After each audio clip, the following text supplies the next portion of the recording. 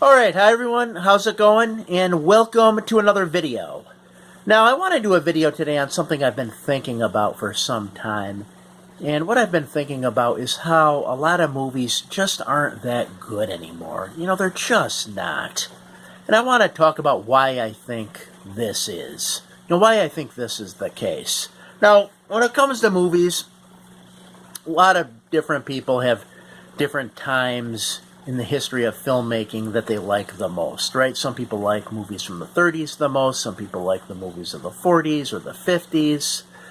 I myself prefer the movies of the 70s because I believe the 70s is the golden age of filmmaking. I really do. I think that was like the golden era of making films. And there's a lot of people who do agree with me on this. But if you think about it, look at all the films that came out in the 70s. I mean, you had The Godfather, you had Jaws, Alien, Apocalypse Now, Halloween, Rocky, Star Wars, Close Encounters of the Third Kind. And I mean, the list just goes on and on. There's so many good films came out in the 70s. A lot of these films that came out in the 70s are even remade today, you know, because they were so good. Now, there's a number of reasons why they say the movies are as good as they were. Now, the era of the 1970s is sometimes referred to as the New Hollywood era, and that's when you had a lot of these, like, new up-and-coming filmmakers coming out, like Martin Scorsese, you know, did some great films back then, like Taxi Driver, and, you know, George Lucas. And what was happening back then was that the studios would kind of back off a bit and allow the filmmaker to get their vision across on film more. They wouldn't intervene as much. And it's been called the New Hollywood era, and that happened throughout the 70s. That all ended supposedly around 1980 when the film Heaven's Gate came out, which is a film that went way over budget and it didn't do that well at the box office. And as a result of that, the studios got really concerned. They wanted more creative control over what was going on. But that, you know, has been said to be one of the reasons as to why projects were very creative back then. But not only that, back then, you know, filmmakers really wanted to put out great art. You know, like George Lucas with Star Wars wanted to put out great art.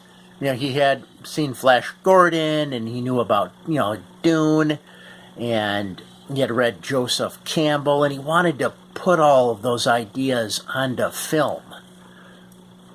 And he wanted to, you know, put out great art. You know, these days, the filmmakers are more concerned about making as much money as possible than creating great art. Back then, they wanted to create great art. They wanted to get their artistic visions across. But now, it's not the case as much anymore.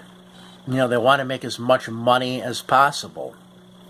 But, yeah, back in the 70s, you know, movies like Star Wars, when they came out, were huge.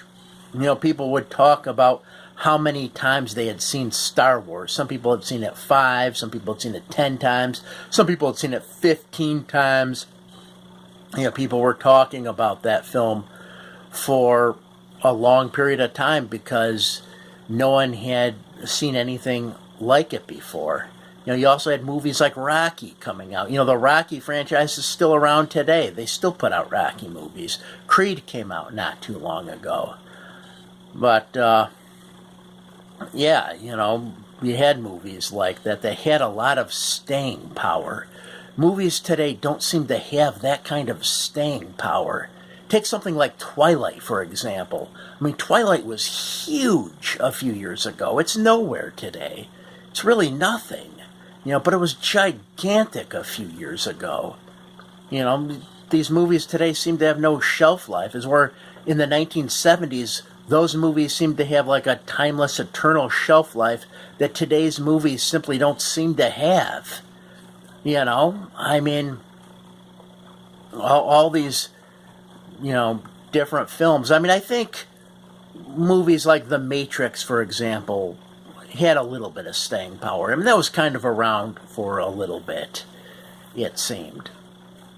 You know, at least the first Matrix film. You know, No Country for Old Men was another good one that had come out in recent years that people really seem to like quite a bit. But other movies, they just don't seem to have that kind of staying power. You know, they really don't. And yeah, there's probably, you know, a lot of reasons for this, obviously, and that's another thing I do want to talk about. Another reason for the decline in films today, you know, could be things like CGI, for example, the overuse of CGI. Now, Terminator 2, for example, had CGI in it, but they didn't overuse it. And that was largely because CGI was kind of new at that time and had been used a lot, so they didn't use it too much. But now they use it way too much, and the attitude among these filmmakers is that, well, the audience won't notice. They're not going to notice that we're using all this CGI, so let's just pump as much of the CGI into the film as we can. You know, and the thing is they are kind of right to some degree. Some people don't notice, but other fans do notice. You know, and there's a lot of movie fans that don't like the overuse of CGI in, you know, more recent films. I know, for example, Quentin Tarantino has said before that he's not a fan of the overuse of CGI. He may use some in his films, but I know when he put out the film Death Proof, he said that he wanted to use real stunt people and real cars to do the stunts. He didn't want to have a lot of CGI. He, you know, wanted to use real stunt people. And, you know, Quentin Tarantino is one of those filmmakers now that, you know, I really like his movies, and I really like when he puts out a new film. I mean, I'll go see it. It's like, you know, the band that I've been a fan of for years, and when they put out a new album, I gotta go get it. You know, I feel the same way with Tarantino films. When he puts out a new film, it's like an event. You know, I've got to see it, because I know it's going to be pretty good. I like how he uses a lot of old filmmaking techniques from like the 70s, he incorporates a lot of that stuff. Like I said, not an overuse of CGI, and, you know, just like seeing his films, you know. But a lot of other filmmakers, I don't know, I just don't care for as much these days. Like, you know, Michael Bay, for example, who does a lot of remakes, and he's kind of like the CGI king. You know, tons of CGI in his films. And, yeah, you know, it used to not be like that. You would see what looked like a real object in a film, not a cartoonish looking one. You know, it looked like an actual solid real object.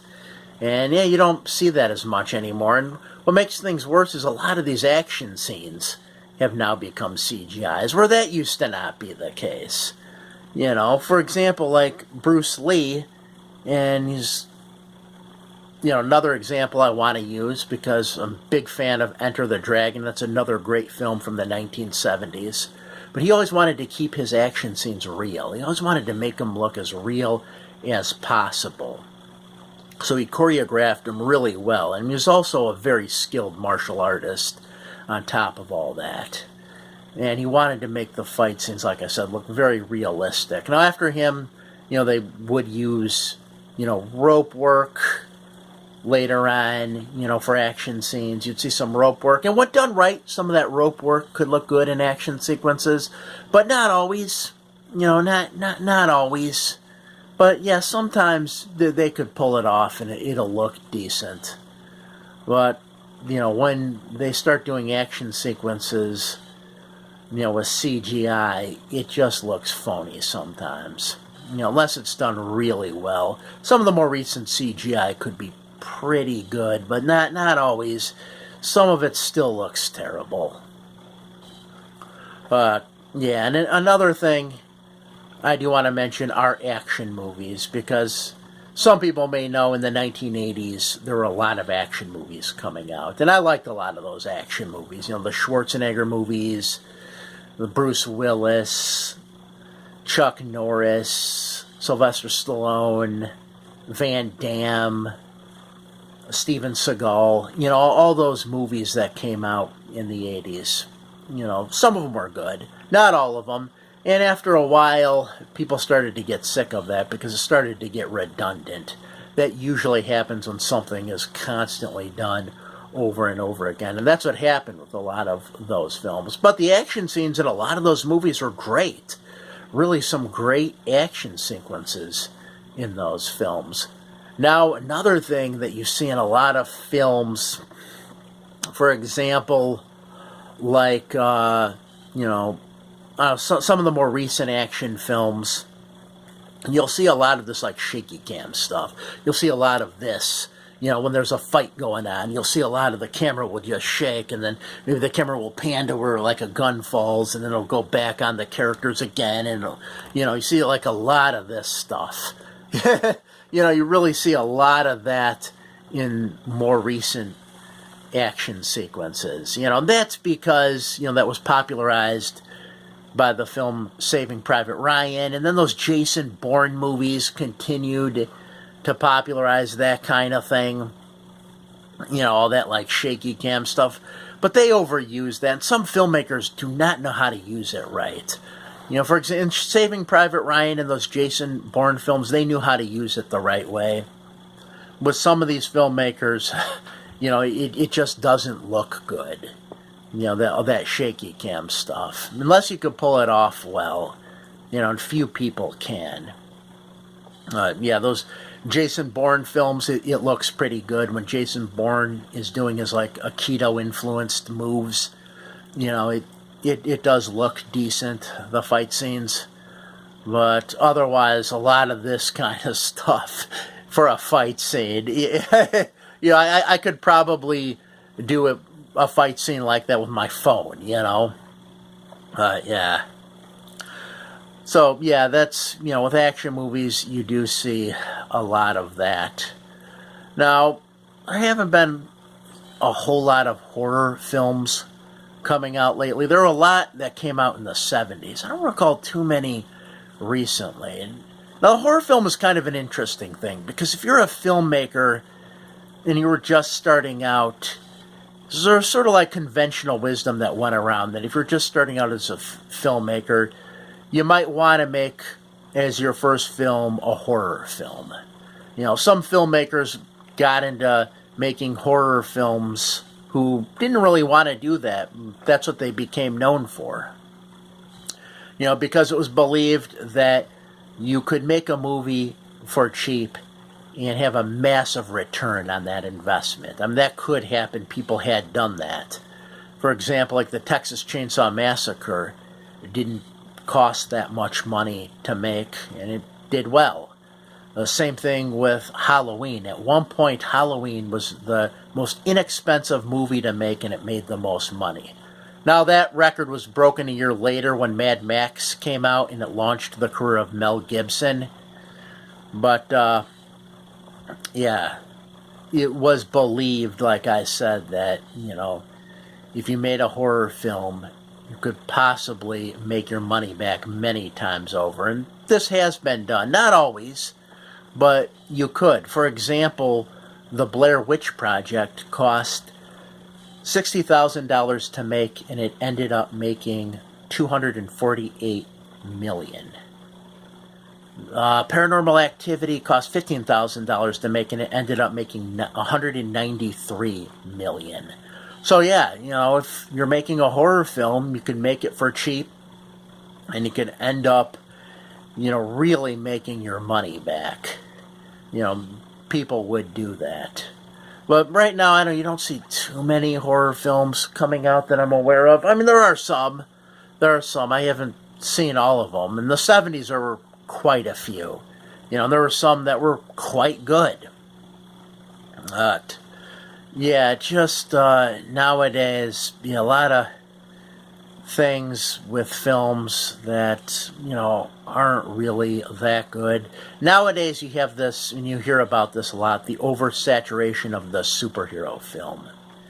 Now, in 1978, you had the first big-budget superhero film coming out, Superman. You know, the one with Christopher Reeve. And, you know, that cost a lot of money to make because before that, superhero films were kind of like comical, like you had the Batman series. There were a few that came out. I know there was a Doctor Strange film that came out in the 70s. Might have been made for TV, I'm not sure. And then I know there was also a Captain America film that came out, and I believe a Spider-Man film as well. But the Superman from 1978 was the first big-budget superhero film. And it was big budget. I believe Marlon Brando got $13 million for playing Jor-El in the beginning of the film. Wasn't even in it for that long. But then after Superman, you had Superman 2, which is also big budget, and that was an excellent film. I think Superman 2 is the blueprint for the modern superhero film. I really do. A lot of superhero films have kind of followed the formula of Superman 2. Because in Superman 2, you have, you know, General Zod. And I absolutely love the way Terrence Stamp played General Zod in that film. He really played him well. He played General Zod as if he were this, like, real powerful Antichrist figure. You know, you really kind of, you know, he really kind of made you be afraid of him in a way, you know, because you knew he could do all this destruction, destroy all these buildings because he had all these superpowers, and he was going to use these superpowers for evil. But then he had Superman there to stop him. You know, of course, they have a battle at the end. And it seems like a lot of superhero films have followed that formula. But from what I can remember, Superman 2 was the first one to originate that. Now, they redid that film with Man of Steel, and I just didn't think it was as good. The guy who played General Zod wasn't really that great. I mean, he played him more like a general. Is where, like I said, Terrence Stamp played him as this, like, real powerful Antichrist figure. And also the guy who was in Man of Steel, I thought, you know, just kind of seemed out of place in a way. Almost seemed like the kind of actor that should be playing something more like a Dick Tracy or something. You know, something like that. Just didn't seem like he fit the part that well. But Terrence Stamp did. You know, then after Superman 2, I know they came out with Superman 3, which wasn't that good. But it did have Richard Pryor in it. Then they had Superman 4, which Superman 4 is probably one of the worst movies ever made. Usually we'll see it on a lot of those worst films of all time lists. Yeah, it was not a good movie. And as a result of that, they kind of stopped making superhero films for a while. Because, you know, I don't think it did that well. And if it's not going to make money, they're not going to continue to make them. And for a while, they weren't really making superhero films. I think there were a few other, like, low-budget superhero films that came out in the late 80s, early 90s, like the Punisher film. And there was also some low-budget Captain America movies. And I believe a few others, but not a lot. And then, you know, they came out with the Michael Keaton, Jack Nicholson Batman film, and that was good. You know, not great, but I thought it was good. And of course, that led to some sequels. Some really not that good. And, you know, then they put out Batman Begins, which I think is excellent. And then the X-Men came out. I think that was also excellent. The first Spider-Man movie I really liked. I also really liked the first Thor movie a lot. So I've only really liked about 5 superhero films. You know, the others is kind of hit or miss. There's some that I think are okay, and there's some that I think are pretty bad. But initially, I would go to see quite a few of them. I would go to see these films because I was familiar with it. I wanted to see what they would be like, when the Hulk came out and, the Avengers. I remember when the Avengers came out, they were also talking about putting out a Justice League film. And I remember thinking, oh, I really want to see Justice League. I bet it'll be good because, I'd seen the cartoon as a kid. I had also seen the more recent version. So I was looking forward to seeing Justice League. And then I saw it and, some of that cartoon violence was a little too much. I mean, there's a scene where one of the characters grabs another character, jumps about 800 feet in the air, and then slams the character right into the roof of a building. The character goes through every floor of the building and then rolls out the front door. Then the superhero grabs the character, throws them through another building. I mean, it just looks so phony and unrealistic and cartoonish. I mean, it was like watching Tom and Jerry. So, yeah, and that's the thing with these superhero films, A building could fall on the superhero, he doesn't die. He gets hit with a telephone pole, that does nothing to him. He gets hit with a car, nothing. I mean, you don't feel like there's any danger for any of these characters. You really don't. And that's certainly different in TV series, Game of Thrones, for example. And that's where I think you have some good stuff going on right now. The drama series. I don't think it's the golden age of television per se. I think right now it's the golden age of the drama series. That's what's really good. Like Game of Thrones, for example, how you have all these different episodes and there's a lot you could do in regards to story and character development. And you really have a lot of time to do a lot more things. You don't have to turn it into a special effects C.G.I. extravaganza like what has happened to a lot of movies. You could do a lot of different things in a drama series. And you see some good drama series coming out, like Game of Thrones, like I already mentioned. And I like Vikings a lot. There's another interesting one coming out on the Knights Templar. That looks good. You have some others that were good, of course, like Breaking Bad and all that, Better Call Saul.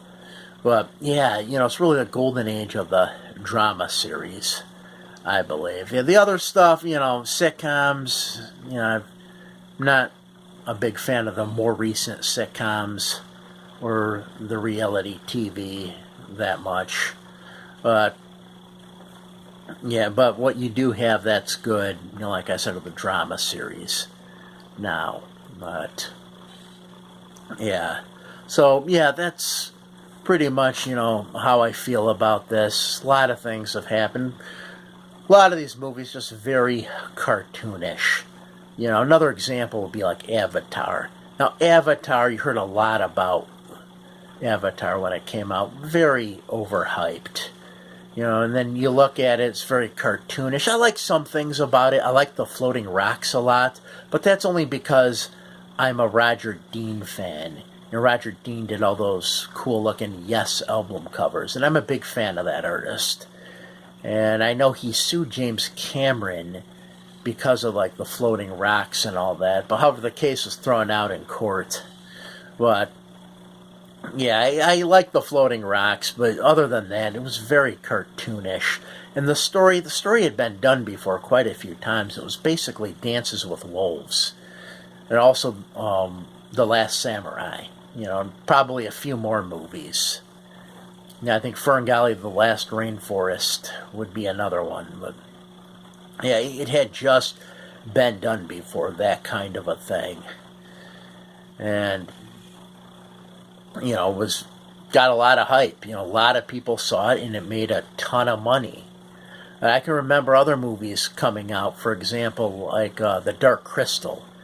And I remember when that movie came out, it was just like, oh, this movie is so great. I can't believe humans actually thought of this stuff.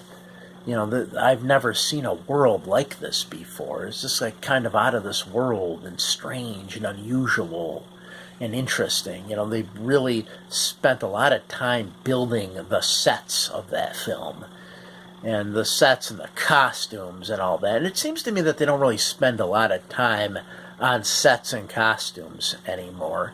You know, some movies they do. For example, like Prometheus. I thought the sets of Prometheus were excellent because they were designed by H.R. Geiger, and I'm a big H.R. Geiger fan.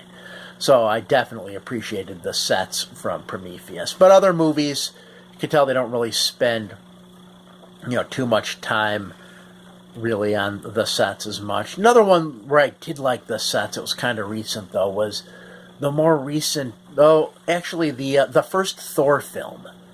I really liked the way they made Asgard look in the first Thor film. I like how they had the Rainbow Bridge, and I liked how they had some of the things that the gods were doing. Some of those things appeared to be like technological, like some of their devices and whatnot. I like that they kind of like explored that concept. That like different things they were using were actually technology, and I thought that was pretty cool. Yeah, a lot of sets nowadays, just not as good. I know the more recent Thor movie, the third Thor film, some people did like the sets of that film. That's because fans of, Marvel Comics claim that the third Thor film is the closest to the artistic style of Jack Kirby. So that's why a lot of people do like the third Thor film. But, I don't know, to me, it just doesn't seem like a lot of effort and emphasis is put into movie sets and costumes nowadays. It's just what I've noticed. But, yeah, definitely has been a bit of a decline in, making films. And I don't want films to decline. I mean, I want people to keep making films and good films, because I do like going to the show, and I just don't go as much as I used to, but I still go because, like I said, I like the experience of going. And I do believe that eventually, probably around 2020, that the superhero films will come to an end. Now, I reserve the right to be wrong there, but I do believe that probably around 2020 you're going to start to see those films tapering off, and you won't see as many, because people are getting sick of all these superhero films. You just see these films, and you're just kind of like, well, do I really want to keep seeing so many of these? They really put out a lot. And of course, they put out a lot because they do make money. Not only in the United States, but also in other countries like China. China is only allowed, will only show, I think, around 30 plus movies a year from foreign nations. So the U.S. Hollywood tries to get their films into China. And you have to follow a number of strict stipulations to get your film into China. They have certain criteria, certain things they can't show on film, and they won't show. But some things, for example, like Transformers, have done quite well in China, because Transformers was one of the few cartoon shows that was shown in China back in the 80s. So people are familiar with that, and they like Transformers over there. But yeah, that's another thing, Hollywood tries to appeal to, films, or they try to get their films into foreign countries nowadays, because ticket sales and films have gone way down in the United States over the past few years. People are just not going to the show as much. So as a result of that, they try to make their films popular overseas. That's just what's happened. But, yeah, kind of don't want films to go away. Definitely going to the show, something I've always enjoyed. It's kind of like how people always enjoyed going to the drive-in, and then when the drive-in ended, there was like a big sense of loss there. They felt like something had really ended and was gone, and there was a sense of loss that people who really like going to drive-ins felt at the time. I've always really, like I said, like going to the movies and whatnot, and hopefully more good movies will come out in the future. Like I said, there are some that do come out that I like. I've seen some good movies this year. For example, Fences. I really liked that film. Another one I liked was a film called The Admiral, although that's a couple years old, and it's a South Korean film about one of Korea's national heroes. But, yeah, other than that, not really too many great films coming out now, and hopefully that'll change in the future. If you've watched this video, as always, I thank you for watching. Have a great night.